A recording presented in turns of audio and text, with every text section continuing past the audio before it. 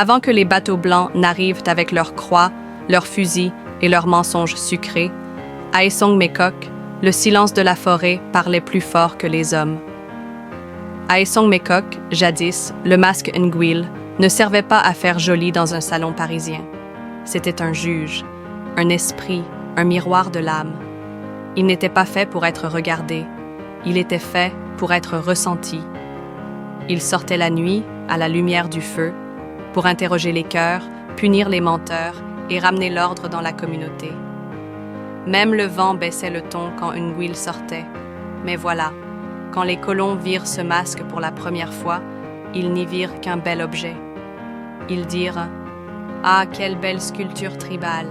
C'est primitif, mais très esthétique. » Alors ils le prirent, ils l'emballèrent, ils le mirent dans des caisses comme on range un plat de cuisine, et ils l'envoyèrent en Europe.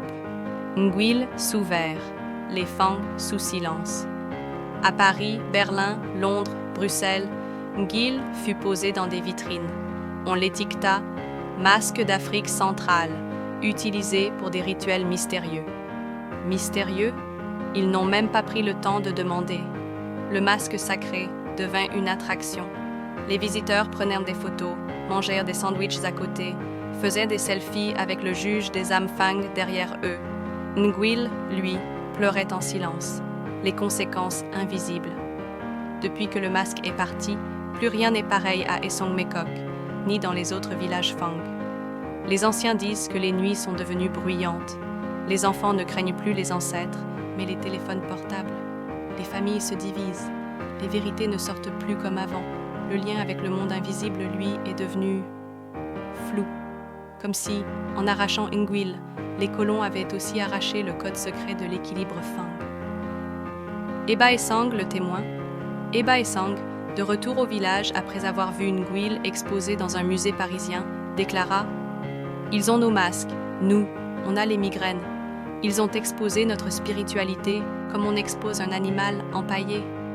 Et nous, on marche dans la vie comme si on avait oublié notre propre nom. » Il ajouta « C'est pas juste un masque qu'ils ont volé, c'est notre miroir, notre tribunal, notre équilibre, notre code secret. » Leçon d'humour triste. Aujourd'hui encore, à Essong-Mécoc, on plaisante pour survivre. Tu sais pourquoi le village va mal? Nguil est à Paris, et nous on est ici avec les politiciens. Nos ancêtres tapent sur la porte du Louvre pour qu'on leur rende leur juge. On a nos fétiches sur Instagram maintenant, mais aucun pour réparer nos familles. Leçon de vie, version éveillée. Ce que tu ne protèges pas, quelqu'un viendra l'emballer. Un masque Fang n'est pas de l'art, c'est une clé.